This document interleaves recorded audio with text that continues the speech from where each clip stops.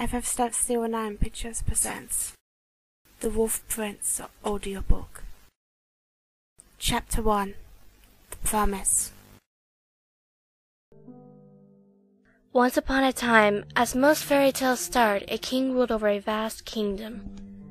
After many years, he took a wife, and together they ruled with peace and prosperity.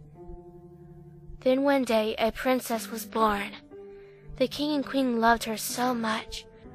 She grew up to be kind as well as beautiful. Weeks before her 16th birthday, her father, the king, went on an excursion to another kingdom and asked his daughter if she wanted anything.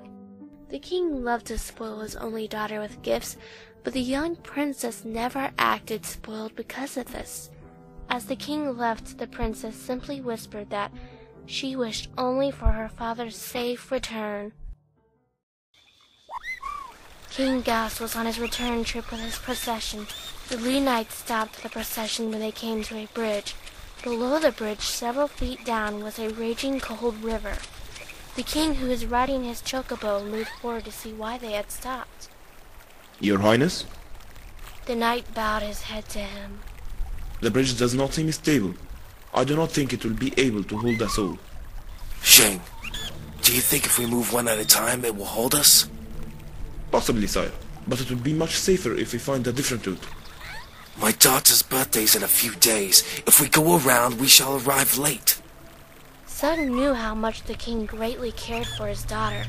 Her happiness outweighed his. Sung bowed his head to the king, accepting his plea. Then allow me to proceed first. The king nodded gratefully.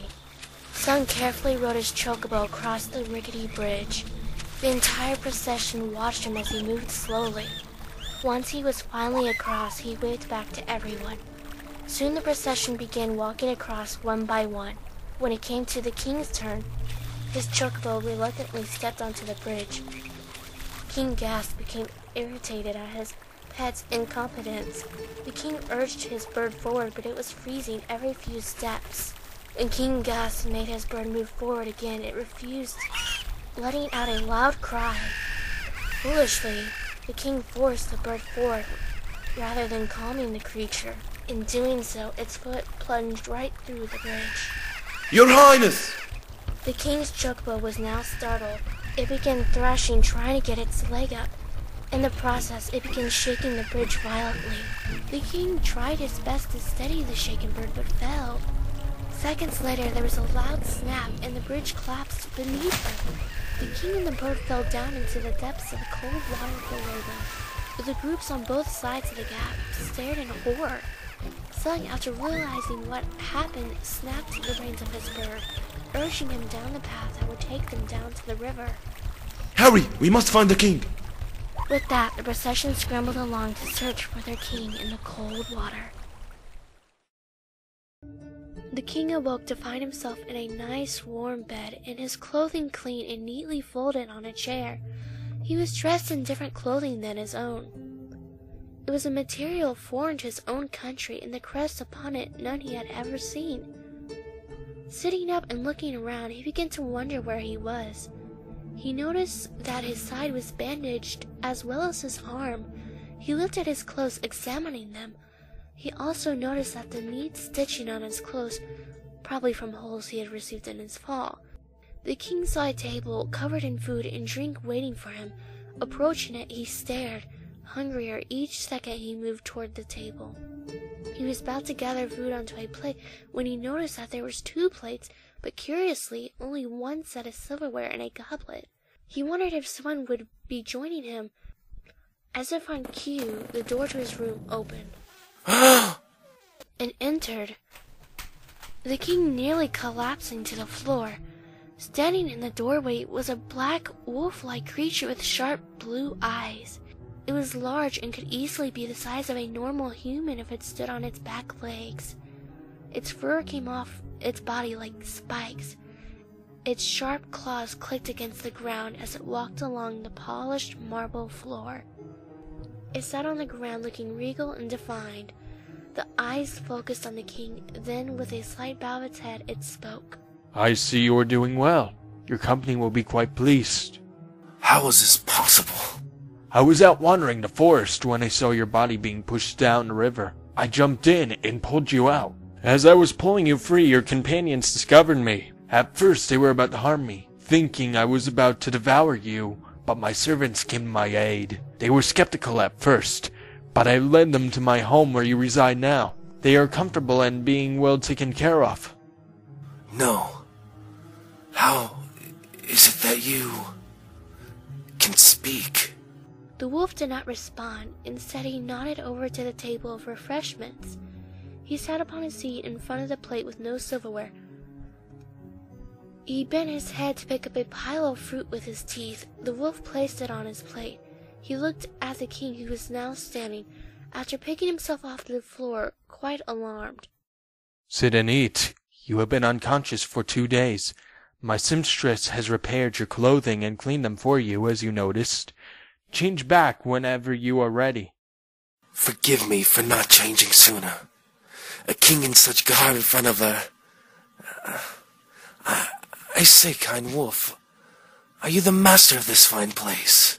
I am the prince of this place. Now, please, eat.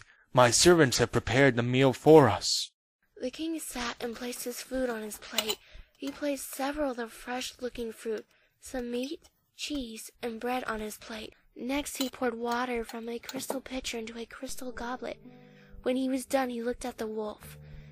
He had not touched his food. The king wondered if the wolf wanted water, but there was no goblet for the creature. After that thought passed through his head again, he realized the wolf would not even be capable of lifting a goblet. There was no saucer or a bowl for the wolf either. The king would have asked, but he felt he would have offended the wolf if he did. Instead, he remained silent. The wolf waited until the king began to eat before he did.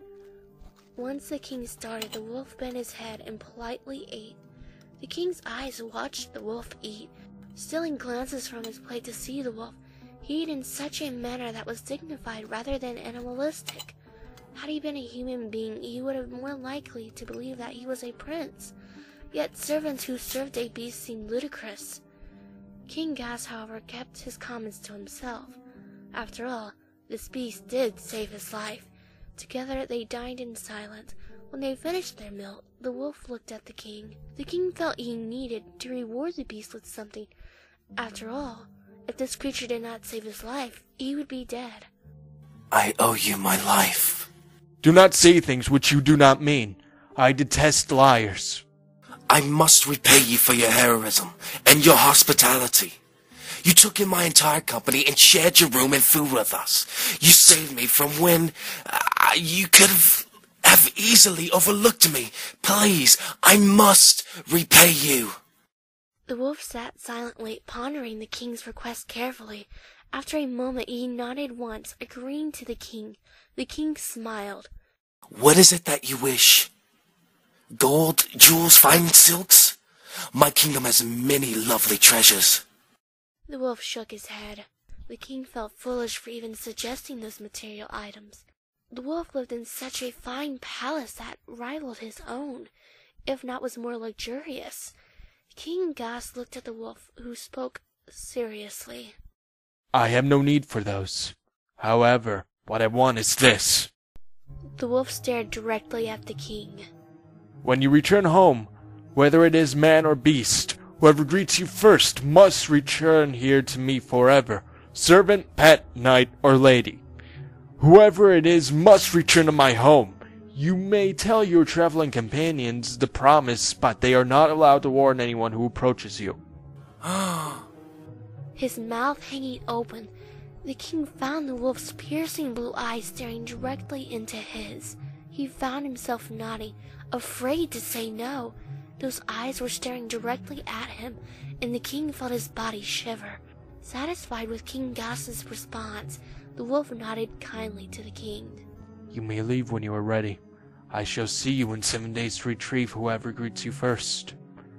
For your sake, sire, do not go back on your word.